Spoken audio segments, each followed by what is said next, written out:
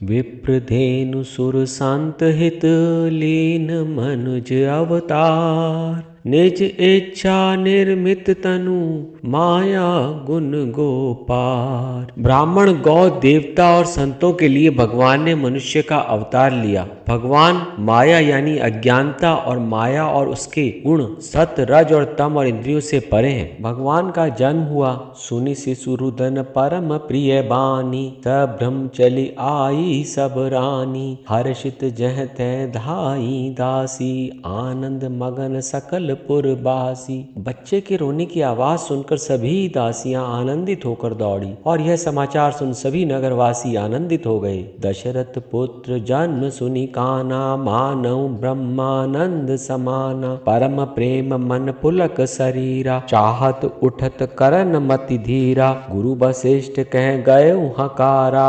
आए द्विजन सहित नृप द्वारा। अनुपम बालक देखन जाई। रूप राशि गुण कह न सिराई। राजा दशरथ जी पुत्र जन्म कानों से सुनकर मानो ब्रह्मानंद में मग्न हो गए। मन में अतिशय प्रेम है। शरीर पुलकित हो गया।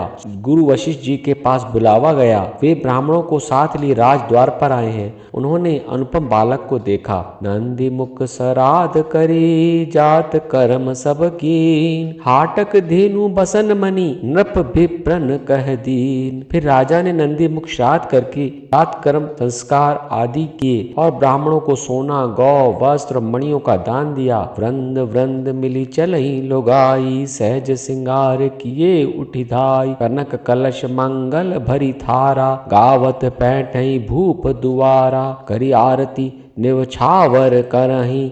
बार बार शिशु चर नहीं परहीं। मागध सूत बंदी गण गायक। पावन गुण गावई रघुनायक। स्त्रियां झुंड के झुंड मिलकर चली। सोने के कलश लेकर और थालों में मंगल द्रव्य भरकर गाती हुई राजद्वार में प्रवेश करती हैं और आरती करके निछावर करती हैं। बार बार बालक के चरणों पर गिरती हैं। सर्वस्व दान दीन सब काहू।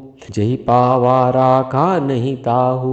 मृग मद चंदन कुम कुम कीचा। मची सकल बिथिन बच बीचा। राजा ने सब किसी को भरपूर दान दिया। जिसने पाया उसने भी नहीं रखा।